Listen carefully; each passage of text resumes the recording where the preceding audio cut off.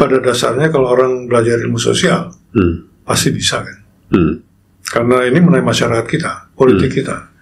Dan untuk itu orang harus punya political awareness tanpa terjun dalam politik itu sendiri. Dan makanya saya kira banyak ilmu politik, lulusan ilmu politik yang masuk. Karena mereka punya political awareness kan. Indonesia ini politiknya seperti apa? Siapa yang bermain?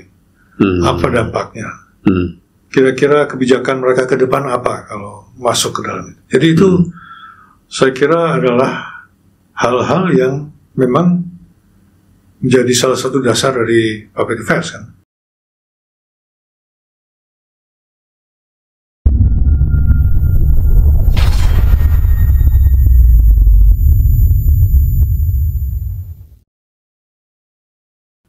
Sobat semua, selamat datang di Dunia Pro, podcast pertama di Indonesia untuk profesional dan eksekutif. Hari ini saya kedatangan tamu istimewa, Pak Noke Kiroyan, seorang yang sangat dikenal sebagai pakar untuk government relations dan public affairs. Beliau adalah founder dari Kiroyan Partners.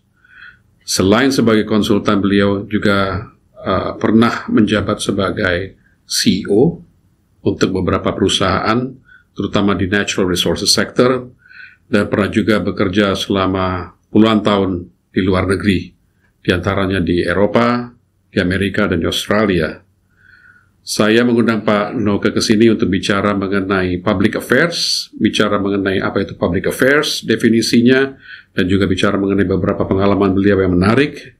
Mudah-mudahan bisa menjadi masukan yang bermanfaat untuk sobat di rumah, dan mungkin bisa dipakai juga ilmunya untuk penerapan ke depan. Selamat datang Pak Noke. Terima kasih Pak Enrico. Selamat pagi. Senang nih udah bisa mengundang Pak Noke di sini. Oh, saya juga senang diundang. Iya, karena saya sudah kenal sama Pak Noke dari jauh, udah lama sekali. Karena Pak Noke dulu pernah jadi CEO di KPC dulu ya, kalau nggak salah ya. Iya, iya. Terus juga di satu mining company yang lain gitu loh. Tapi belum pernah ketemu langsung. Dan sekarang ketemu langsung, sekarang kita duduk berhadapan begini nih. Jadi ya, it's a privilege. Oh, it's a privilege to me too. Sama-sama privilege. Iya, Pak Noke, ini yang banyak pertanyaan dari orang adalah mengenai public affairs. Ya, jadi mungkin ya saya mau tanya itu dulu Pak. Bedanya apa sih? Kalau saya kan orang awam, jadi saya ingat public affairs tuh public relations sama government relations itu sering blur gitu Pak. Kalau dari Pak Noke sendiri sebagai expert, definisinya Pak? Jadi saya kira kalau kita bicara mengenai public affairs, kita bicara mengenai perusahaan yang bergerak di dalam bukan suatu kehampaan ya. Jadi jelas di lingkungan kita itu, sekitar kita itu ada faktor-faktor politik, faktor-faktor sosial, dan faktor-faktor budaya yang mempengaruhi jalannya perusahaan. Dan selain itu banyak juga hal lain. Jadi para pelaku yang memengaruhi hal-hal ini itu kan stakeholder kita semuanya. Jadi pendekatan kita adalah stakeholder management dari perspektif itu, ya non-market itu, sosial, politik, dan budaya. Dan kalau di manajemen strategis atau strategic management kan kita kenal istilah PESTEL. Jadi politics, economics, social, environment, dan technology and law. Nah itu faktor-faktor yang bersifat non-market. Tapi harus kita perhatikan untuk bisa menjalankan bisnis dengan baik dan berhasil. Jadi public affairs tugasnya adalah menavigasi perusahaan melalui faktor-faktor ini supaya mencapai apa yang menjadi tujuannya. Kira-kira begitu Pak. Pak Noke kan background-nya tuh awalnya bukan di public affairs ya. Jadi Pak Noke itu orang bisnis sebenarnya. Dulu pernah kerja di Jerman juga gitu dengan salah satu konglomerat juga. Historinya bagaimana bisa masuk ke dalam dunia ini? Historinya kalau buntutnya mudah. Karena saya berhenti waktu itu, saya belum ada pekerjaan lain ya, saya mau meng-create perusahaan saya sendiri. Jadi saya itu latar belakangnya sebenarnya dari sekolah kan saya tidak, waktu mulai masuk Universitas Pajajaran, saya sama sekali tidak terbayang masuk ke bisnis. Waktu itu saya masuk yang namanya Fakultas Publisistik, sekarang namanya Fakultas Ilmu Komunikasi, tahun 67. Dan setelah semester ke-6 saya pilih jurnalistik justru. Tapi ya waktu itu saya juga tidak punya cita-cita jadi wartawan gitu kan, dari asal sekolah aja lah pokoknya. Dan kemudian saya jadi masuk ke dunia bisnis setelah saya masuk ke Siemens. Jadi, dan saya masuk ke Siemens itu bertepatan dengan saya mendapatkan beasiswa dari Goethe Institut untuk memperdalam bahasa Jerman. Jadi, ya waktu itu saya agak gamang juga ya, baru mulai, kalau nggak salah baru 2-3 minggu ya, dapat tawaran untuk 2 bulan ke Jerman. Saya pikir, wah ini susah juga nih. Tapi saya kemudian katakan ya, kita harus berusaha. Jadi saya menulis memo dalam bahasa Jerman pada Direktur Keuangan. Minta izin untuk 2 bulan tidak dibayar, meninggalkan perusahaan untuk memanfaatkan beasiswa ini. Nah, berapa hari kemudian saya dipanggil. Dan itu yang membuat saya terperangah ya. Jadi bukan saja disetujui langsung 2 bulan itu, terus ditanya kalau tambah 2,5 tahun lagi mau nggak?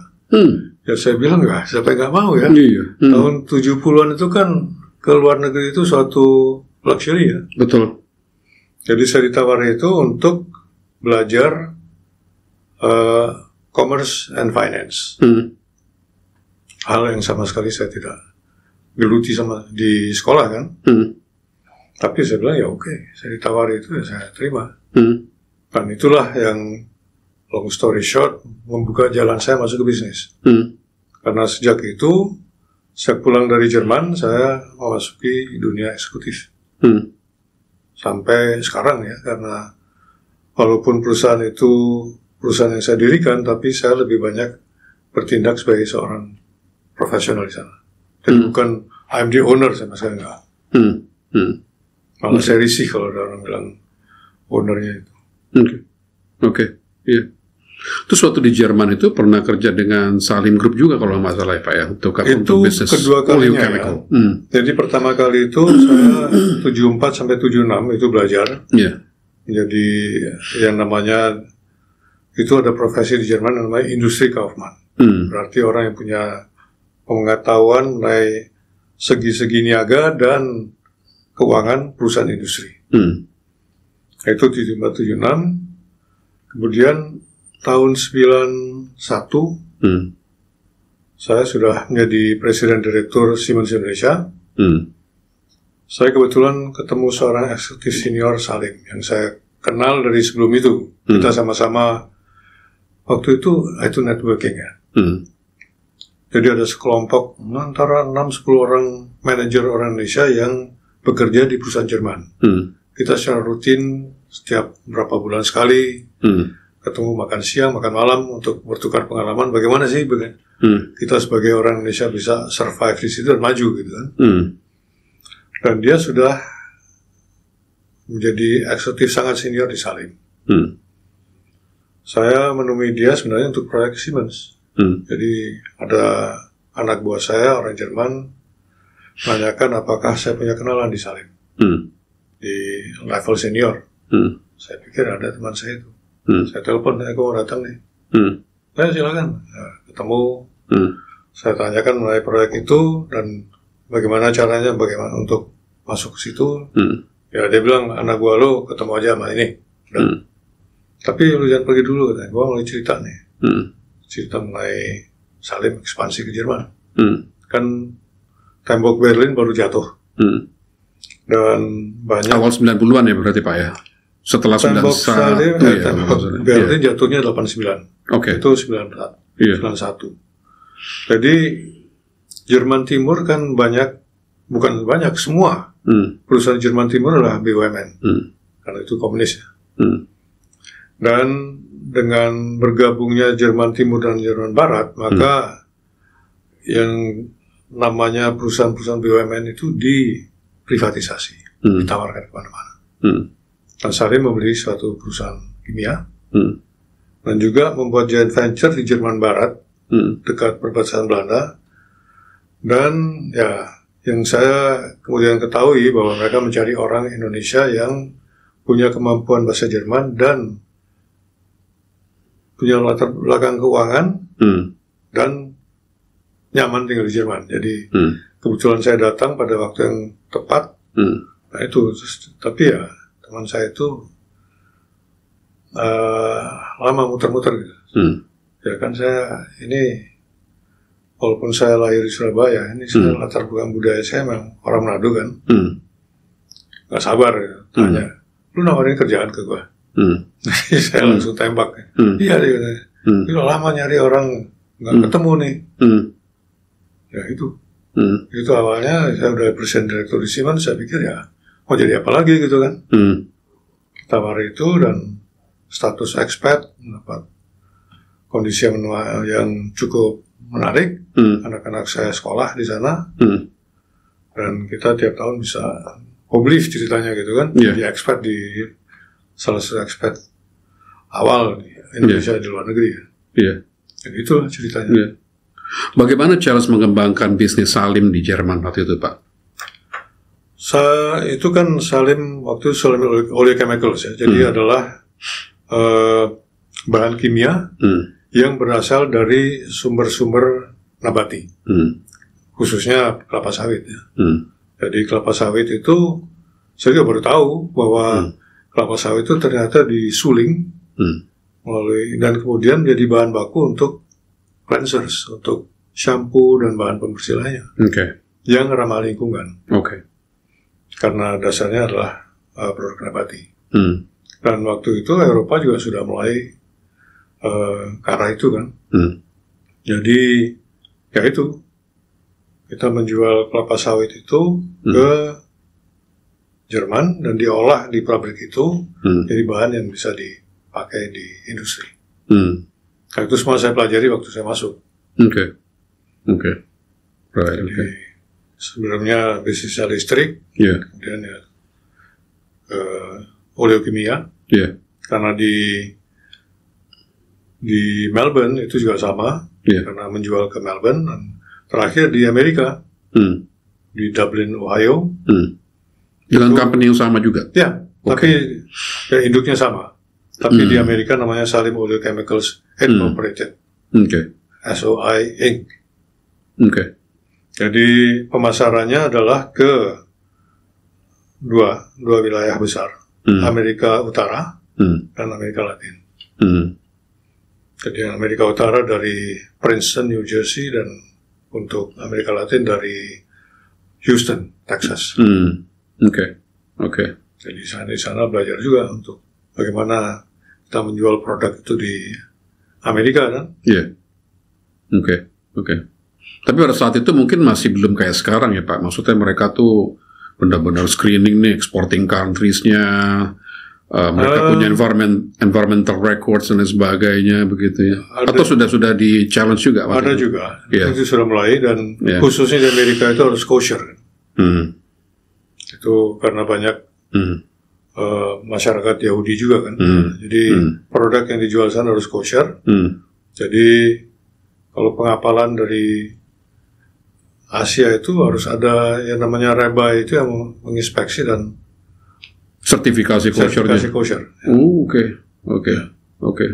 Dari Jakarta atau dari Singapura? Enggak, bukan dari Jakarta, dari Batam atau Belawan. Oke. Jadi saya kira REBA itu akan datang dari Singapura untuk periksa betul-betul kosher ya. Certification ya. Mungkin sertifikasi halal lah kalau di Indonesia sekarang ya. Oke. Menarik. Ya. Terus Pak Noke bisa end up di batu bara, gimana ceritanya waktu itu?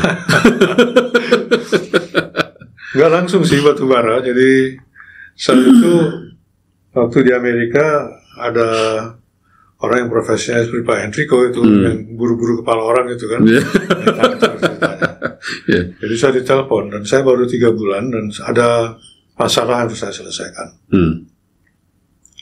Saya ditelepon, Anda mau pulang ke Indonesia nggak? Saya bilang ya, saya baru tiba Tapi saya tanya, perusahaan untuk apa? Dia bilang, tambang. Waktu itu saya pikir, wah, tambang ini rusak lingkungan kan gitu. Itu bayangan saya waktu itu. Terus saya bilang, ya saya ini ada tugas penting harus saya selesaikan dulu, saya mau fokus ke situ dulu.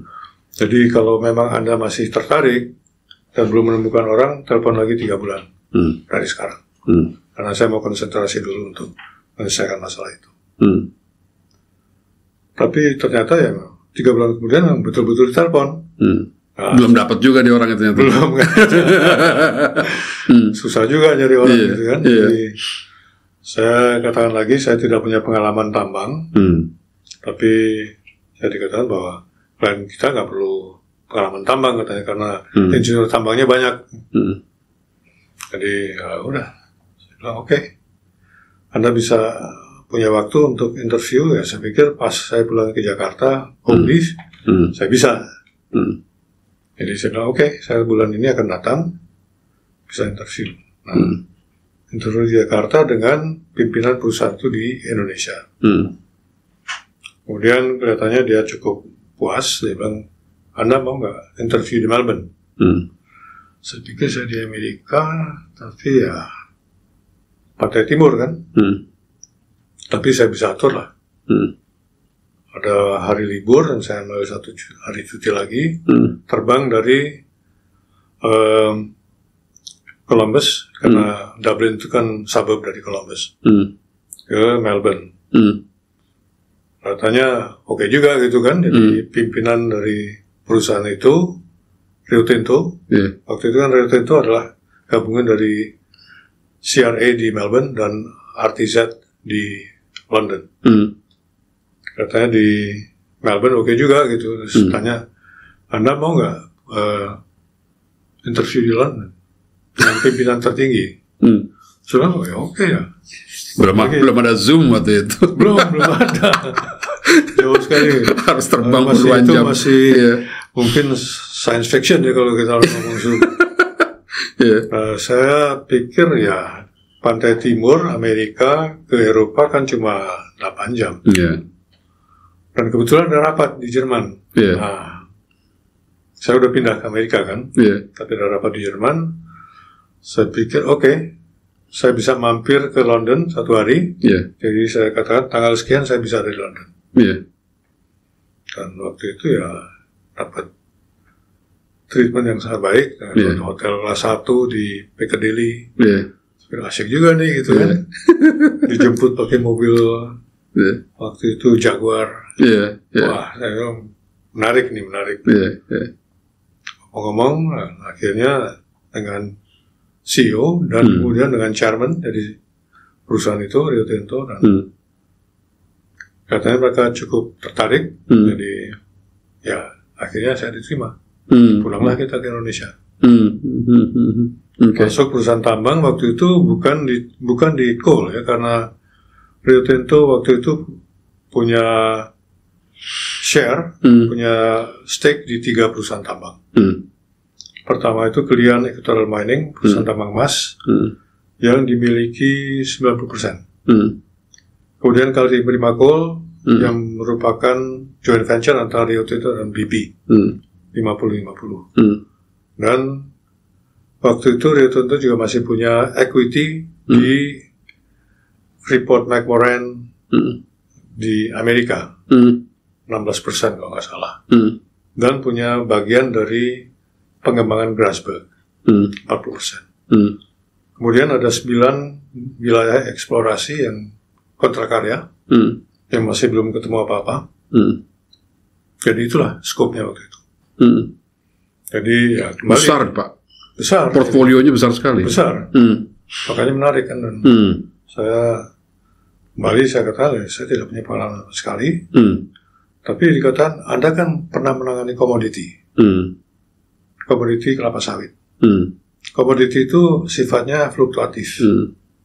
Dan pasaran dunia, situasi global, itu akan mempengaruhi. Nah, tambang sama juga. Produknya lain tapi sifatnya sama. Dan kemudian saya lihat juga bisnis modelnya itu kan sebenarnya sangat simpel ya.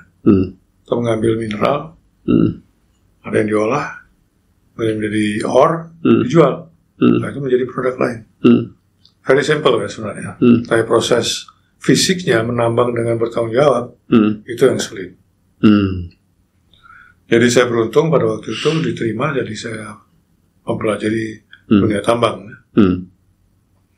Dan tahun 2001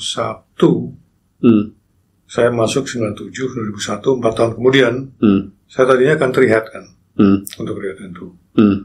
Ini masalah divestasi saham Kaltim Primakol, KPC itu menghangat. Mungkin Pak Enrico juga mengikuti waktu itu kan, tiap hari ada lah berita mengenai KPC.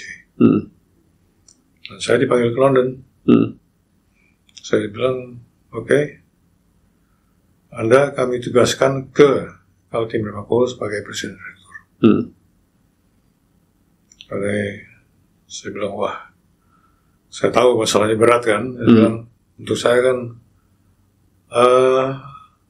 if I say no, my career will be finished, right? Ya, tentu dibilang tidak, tapi saya tahu. Kalau saya menolak, pasti ya, karir saya tidak lama lagi berakhir gitu kan. Jadi, oke, saya terima. Jadi, itulah. Kemudian saya dikirimkan ke Kaltim Primakol. Bulan pertama itu praktis saya tidak banyak berada di tempat. Karena hari-hari pertama saya di DPR. Di Senayan. Rapat dengar pendapat umum dengan pemerintah pusat dan pemerintah daerah. Ya, bisa dibayangkan serunya kan. Jadi ya saya dibentak-bentak, teriakin lah macam-macam. Tapi ya udahlah, kita risiko kan. Kemudian pada waktu saya baru menginjakan kaki ke Sangatta, karena kalau di Rio Tinto kita presiden direktur atau CEO perusahaan tambang, ya kita harus tinggal di tambang itu. Tambangnya di Sangatta, ya harus tinggal di sana. Walaupun ya sering ke Jakarta juga ya. Jadi ya itu ada kecelakaan, ada bulldozer yang lagi meratakan perbukitan terbalik. Operatornya itu kontraktor, meninggal. Nah, kalau di perusahaan tambang, apalagi perusahaan tambang Rio Tinto waktu itu safety sangat utama. Saya selama 3 bulan setelah itu urusannya adalah menjelaskan kenapa itu terjadi dan langkah-langkah apa yang saya lakukan untuk mencegah adanya kecelakaan yang sama yang menelan korban jiwa. Jadi kedua belah pihak waktu itu kan KPC dimiliki oleh BP dan Rio Tinto. Jadi BP minta pertanggungjawaban saya, Rio Tinto juga. Dan pada saat yang bersamaan saya diadukan ke Kejaksaan Tinggi Balikpapan karena korupsi. Pemda Kaltim waktu itu menuduh saya korupsi. Dan korupsinya itu menarik itu. Karena katanya saya sebagai presiden direktur tidak menjual saham Kaltim Primakol pada Pemda. Dan oleh karena itu Pemda tidak mendapatkan dividen, dan tidak mendapatkan dividen adalah kerugian. Dan karena saya merugikan negara, dalam hal ini pemerintah Kalimantan Timur, maka saya korupsi. Nah, itulah. Stretch sekali ya. Ini menarik. Jadi saya ada pengalaman juga dipanggil ke Kejaksaan Tinggi. Ditanya macam-macam, tapi waktu itu saya pakai pengacara juga kan. Acaranya Todong Mulia Lubis waktu itu mendampingi saya.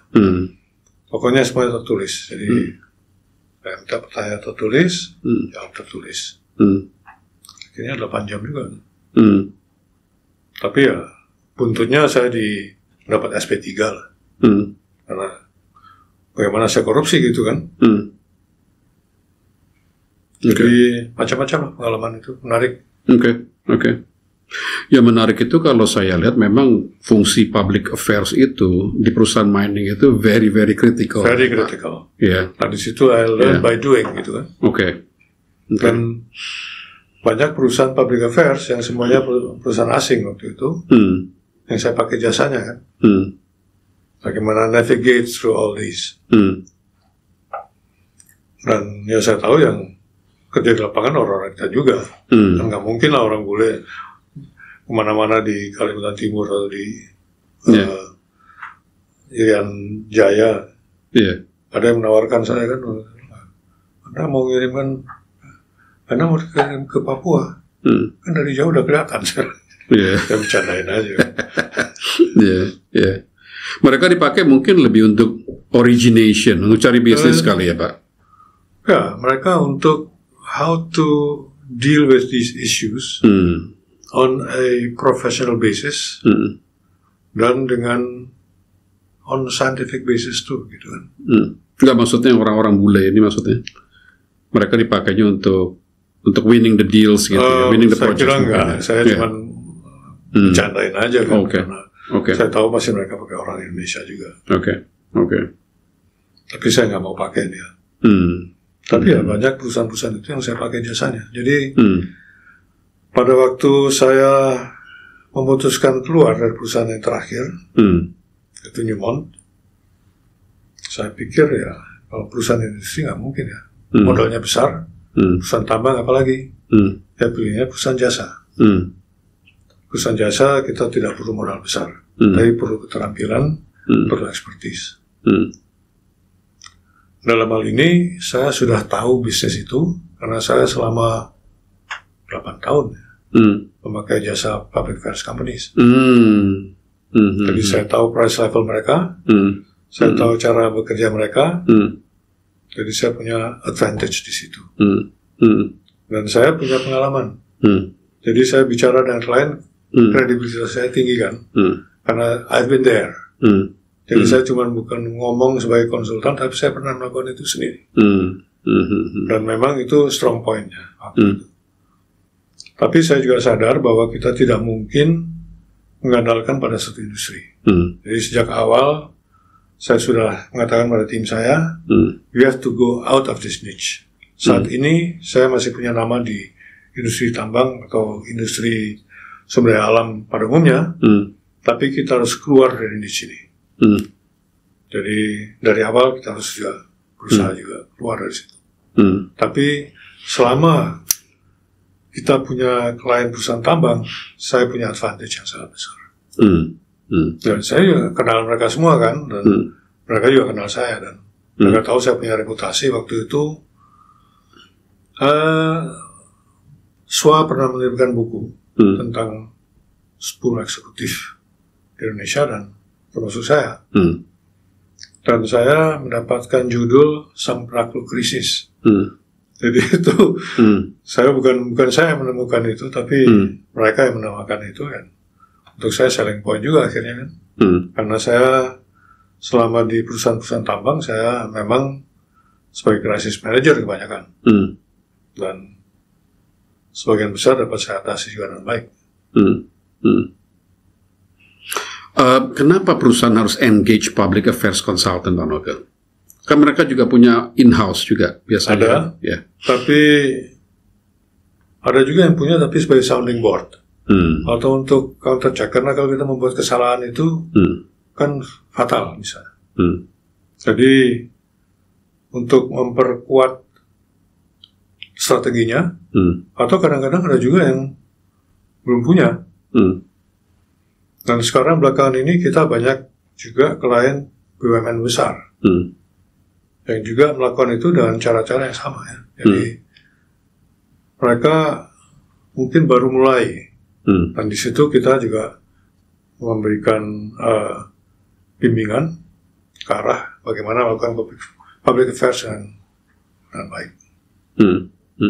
Jadi sekarang ini saya kira client basis kita masih 2/3 itu perusahaan atau organisasi internasional seperti badan-badan PBB ya. Dan sepertiga lagi BUMN besar. Ada sertifikasi profesinya kalau public affairs, Pak?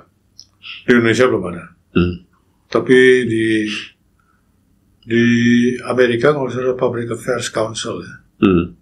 Kita belum sih. Mudah-mudahan Kiron Partners suatu waktu bisa jadi lembaga yang turut melakukan sertifikasi. Oke. Nah, ini banyak pertanyaan dari orang. Bedanya apa sama lobbyist? Kan banyak berhubungan sama government juga nih, Pak. Ya. Dan sebelum saya ke sana, sering ada perusahaan datang, terutama di bidang sumber daya alam ya, katakan we have a licensing problem.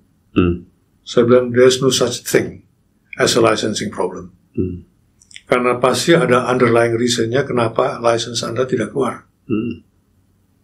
Jadi bukan licensing problem as such, tapi kita harus mencari root-nya di mana. Itu ya, jadi dasarnya. Dan untuk itu, namanya license itu kan pasti pemerintah yang mengeluarkan. Nah kalau lobbying itu behind closed doors. Kalau public affairs tidak. Jadi dalam public affairs termasuk juga advokasi kan. Dan advokasi itu tidak dapat dilakukan dan diam-diam. Advokasi kan kita go public, dan bicara dengan pers dan segala macam. Jadi di situ saya kira titik singgung antara public relations dan public affairs bahwa kita juga perlu kerjasama baik dengan pers. Tapi tujuan kita adalah advokasi. Ada isu tertentu, masalah yang menghambat, ya kita advokasi. Jadi perbedaan utama adalah lobbying is behind closed doors, di belakang pintu tertutup, dan itu ya terus saja rentan terhadap banyak masalah kan. Kalau public affairs tidak. Kalau lobbyist yang seperti di Amerika itu kan mereka juga they position themselves as lobbyists ya Pak. Mereka declare mereka lobbyist, dan mereka juga declare bahwa ada beberapa industri yang jadi spesialisasi mereka. Itu pekerjaannya behind closed doors, tapi mereka juga secara publik mereka announce seperti itu. Itu ada nggak seperti itu di Indonesia Pak? Dan kenapa Pak Noke nggak masuk ke sana? Pertama, Indonesia politiknya very volatile. Jadi kalau kita mau teras itu apa lah ya. Dan di Amerika bedanya bahwa lobbyist itu terdaftar kan. Jadi mereka harus mendaftarkan, dan itu tidak bisa setiap orang semaunya mendeklarasi diri sebagai lobbyist. Jadi di Amerika itu terdaftar, dan di Eropa, European Union itu ada saya kira bukan kewajiban tapi mungkin suatu tekanan untuk juga register. Tapi yang wajib di sana adalah setiap orang yang namanya lobbyist itu mengisi daftar siapa yang ditemui, urusannya apa. Jadi ada pertanggungjawabannya. Kalau kita kan belum ada. Jadi suatu waktu saya kira kalau kita sudah lebih meningkat lagi, perlu juga ada yang namanya pertanggungjawaban dari lobbyist kan. Kalau sekarang siapapun bisa jadi lobbyist. Jadi itu saya kira perbedaan utama. Jadi public affairs is done in public, lobbying is done in private. Tidak ada yang namanya lobbying itu kita berkoar-koar gitu kan. Oke. Got it. Nah, Pak Noke sekarang timnya berapa besar, Pak? Tim saya sekarang ini yang namanya orang yang bekerja sehari-hari 17 orang. Tapi kita punya network di mana-mana ya, yang bukan organik bagian dari KP, Kiron Partners, tapi bisa kita engage setiap waktu. Jadi kita bisa melakukan pekerjaan ya hampir di seluruh Indonesia lah. Oke. Bisa cerita mungkin project-project yang challenging kalau menurut Pak Noke? Challenging ya? Iya. Challenging berarti fun ya. Challenging itu susah tapi akhirnya selesai juga gitu. Oke. Challenging bisa dari banyak segi ya. Saya challenging pernah ada perusahaan Eropa yang sudah meninggalkan Indonesia waktu Krismon. Dia mau engage lagi, mau masuk, karena melihat waktu itu pasar Indonesia cukup menarik, tapi sudah tidak punya institutional knowledge, karena semua orang yang pernah di Indonesia sudah tidak ada. Jadi dia menanyakan kepada kita bisa nggak membuat suatu analisis bagaimana caranya masuk ke pasar Indonesia lagi dari segi sosial, politik, dan budaya, yaitu ya bidang-bidang kita tangani ya. Jadi kita membuat analisis itu. Jadi kemudian juga procurement prosesnya bagaimana? Ya itu bisa dipelajari kan. Jadi kita tidak mungkin yang namanya konsultan pernah mengerjakan sesuatu. Jadi kalau harus pernah mengerjakan sesuatu dan atas dasar itu menurut proyek, ya kita nggak mungkin pernah jalankan. Ada hal-hal yang belum pernah kita temui, tapi bisa kita pelajari dan kita bisa tarik analoginya bagaimana misalkan itu. Jadi semua pekerjaan kita dimulai dengan research. Kita desktop research tentunya. Apa masalahnya? Karena kalau kita tidak bisa mengidentifikasi masalah yang tepat, solusinya pun tidak tepat kan. Oleh karena itu kita harus ada kesepakatan dengan klien, inilah skopnya, betul tidak? Nah, pendekatan ini yang kita tawarkan. Dan pendekatan kita jelas pendekatan etis, kita tidak melakukan apa yang namanya politik uang, karena kita harus menjalankan semua dengan yang dapat dipertanggungjawabkan. Kita juga tahun 2008 menandatangani apa yang namanya United Nations Global Compact. Itu adalah suatu compact atau perjanjian, ya, bukan compact dalam arti size, tapi compact antara perusahaan dengan PBB, bahwa kita akan menegakkan 4 hal. Pertama, hak karyawan, kedua, hak asasi manusia, ketiga, masalah lingkungan, dan keempat, anti korupsi. Dan setiap tahun harus kita perbarui itu. Jadi pledge ini kepada PBB, dan di Indonesia sekarang ini ada sekitar 150 perusahaan yang menandatangani itu. Termasuk Kiroyan Partners? Ya, kita dari tahun 2008. Oke. Mandatori atau itu, enggak, itu pilihan Pak Nok aja? Ya, saya sebenarnya sudah tertarik karena saya dari dulu kan berkecimpung dalam bidang yang namanya CSR sebagai, waktu saya di Rio Tinto saya juga ketua Yayasan Rio Tinto kan. Jadi saya sudah mendalami hal itu dan saya tahu ada yang namanya Global Compact tahun 2000, tapi kalau perusahaan multinasional kita nggak bisa bertindak langsung, kita harus izin kantor pusat kan, untuk hal yang fundamental. Dan saya tidak mungkin menandatangani itu kalau kantor pusat belum. Dan setahu saya waktu itu belum. Nah, waktu saya mendirikan Kiroyan Partners, saya bisa menentukan sendiri. Jadi 1 tahun setelah beroperasi, saya memutuskan untuk menandatangani pledge ini. Oke. Terus mungkin itu juga salah satu alasan Pak Nok pernah cerita sama saya nggak mau ngambil klien politik ya Pak? Ya, karena kalau politik Indonesia kan sangat kuat politik identitas, termasuk kalau kita jadi konsultan politik.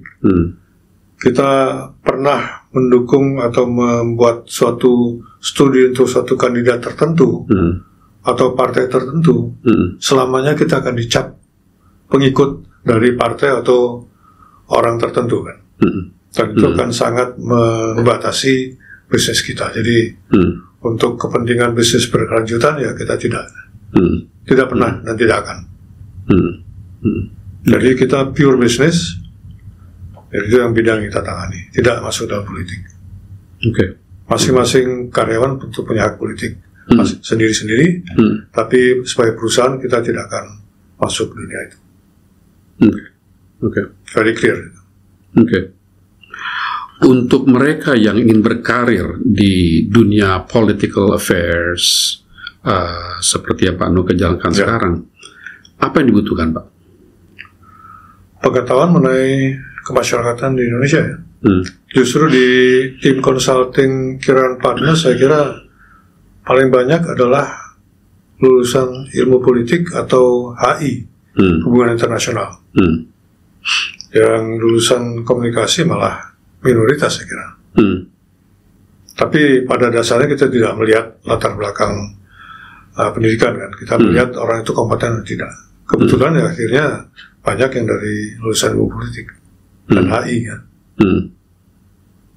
Untuk mereka yang berada di luar profesi ini tapi mau masuk ke dunia ini ya Pak, pertanyaan apa yang Pak Noh ketanyakan ke mereka? Yang mungkin top 3-nya kali ya. Tentu pengetahuan mereka mengenai itu ya, mengenai hal-hal ini. Dan pada dasarnya kalau orang belajar ilmu sosial pasti bisa kan. Karena ini mengenai masyarakat kita, politik kita. Dan untuk itu orang harus punya political awareness tanpa terjun dalam politik itu sendiri. Dan makanya saya kira banyak ilmu politik, lulusan ilmu politik yang masuk karena mereka punya political awareness kan. Indonesia ini politiknya seperti apa, siapa yang bermain, apa dampaknya, kira-kira kebijakan mereka ke depan apa kalau masuk ke dalam itu. Jadi itu saya kira adalah hal-hal yang memang menjadi salah satu dasar dari public affairs kan. Kita mengetahui persis apa, nggak mungkin persis, tapi mengetahui secara garis besar bagaimana peta perpolitikan Indonesia. Karena itu mempengaruhi kebijakan nantinya kalau masuk pemerintah. Jadi itu sebabnya makanya saya kira banyak lulusan ilmu politik, tapi ya saya sendiri tidak pernah masuk ilmu politik kan, tapi pernah belajar ilmu politik di Fakultas Publisistik. Itu juga bagian dari pelajaran wajib kan. Oke. Berdasarkan pengalaman Pak Noh sendiri sebagai seorang CEO, pemimpin perusahaan, savviness atau istilahnya ke pemahaman atau keahlian mengenai public affairs ini menolongnya di mana Pak sebagai pimpinan perusahaan? Kalau kita perusahaan besar, itu public affairs itu tentu menyangkut perusahaan besar. Kalau perusahaan kecil, tantangannya nggak terlalu banyak kan. Kalau makin besar perusahaan itu, makin banyak ketentuan yang harus diikuti. Berarti laws and regulations itu adalah bagian yang menjadi bidang public affairs juga ya. Bukan itu didalami, tapi kita tidak ada saat ini tidak ada yang SH ya. Tapi kita tahu bahwa hukum sistem perundang-undangan kita seperti apa. Bagaimana interaksi itu dengan dunia bisnis. Kita juga banyak melakukan yang namanya regulatory tracking. Jadi perusahaan di industri tertentu ingin mendapatkan update secara reguler mengenai faktor-faktor regulatory dan law yang mempengaruhi bisnisnya. Itu kan sangat dinamis. Dan itu mereka ingin tahu kira-kira, dan kalau terjadi perubahan pemerintah kira-kira akan terjadi apa. Kita kan konsultan kita perlu mendalami arah politik dari partai-partai yang ada. Bagaimana mereka bersikap kalau menghadapi peraturan tertentu atau suatu bidang tertentu. Nah itu bagian-bagian yang masuk dalam public affairs. Dan tadi pertanyaannya, saya sebagai CEO tentu saya harus tahu itu. Saya harus tahu kalau saya sebagai pimpinan perusahaan melakukan ini, saya harus tahu kira-kira dampak politik, dampak hukumnya apa. Dan kadang-kadang saya tidak perlu bantuan, kadang-kadang saya harus. Kalau di bidang pertambangan, ya itu banyak sekali kan peraturannya dan waktu otonomi daerah apalagi kan simpang siur itu semuanya. Ya kita perlu bantuan. Saya sendiri perlu punya pemahaman dasar supaya tidak dikelabui orang gitu. Kalau enggak orang bilang, oh ini begini-begini ya. Dan pernah ada yang konsultan public affairs yang menasihati CEO sebelum saya, orang asing, jadi gampang aja dikibulin gitu. Kalau saya kan enggak. Saya kan wah tahu kalau ngomong ini ya nggak masuk akal ya. Jadi langsung saya berhentikan kontraknya, dan dia komplain ke London. Mereka bilang itu keputusan dia, itu hak dia untuk memutuskan, ya udah. Karena saya rasa kita mengeluarkan uang percuma kan untuk memberikan hal-hal yang bisa saya baca di koran gitu. Got it. Okay. Jadi kita perlu lebih mendalam untuk itu, karena kita mengambil keputusan yang strategis kan. Nah, keputusan strategis kalau keliru ya dampaknya juga besar. Untuk itu kita perlu bantuan. Dan satu hal, masyarakatnya berkembang, tidak statis. Ekonomi kita berkembang, politik kita berkembang, dan semuanya itu perlu diikuti. Nah, pada dasarnya sebagai pimpinan perusahaan kita tidak punya waktu untuk itu. Nah, disitulah peran kita. Pertanyaan terakhir Pak Noke, ada pesan khusus nggak untuk para pimpinan perusahaan menyikapi sekarang volatility sekarang di dunia ya, dengan ya perang tarif diantaranya, ya kan, terus geopolitik yang semakin tidak menentu lah gitu loh. Bisa perang di Timur Tengah hari ini, di Indian subcontinent sekarang gitu kan gitu loh. Message apa Pak Noke untuk para pimpinan perusahaan menyikapi ini? Karena sebagian besar itu juga ada hubungannya dengan government, regulations, politics. Saya kira pertama tentu faktor-faktor yang saya sebutkan tadi ya, awareness mengenai pastel itu, political, economic, social, environment, technology. Kalau teknologi mungkin mereka lebih paham ya, tapi environment and law. Jadi dalam hal itu sebagai perusahaan kita harus tahu faktor-faktor apa yang kita hadapi, dan nah ini kalau dikatakan self promotion, we can help you doing that. Tapi di Kiroyan Partners kita melakukan semua secara etis dan secara profesional. Okay. Kira-kira itu Pak Enrico. Thank you Pak Noke. Thanks for the summary. Well, thank you. Very insightful. Thank you very much for having me. Yeah. Teman-teman, silakan like, share, dan subscribe Dunia Pro untuk mengikuti video-video menarik dengan para pengambil keputusan, profesional, dan eksekutif. Terima kasih.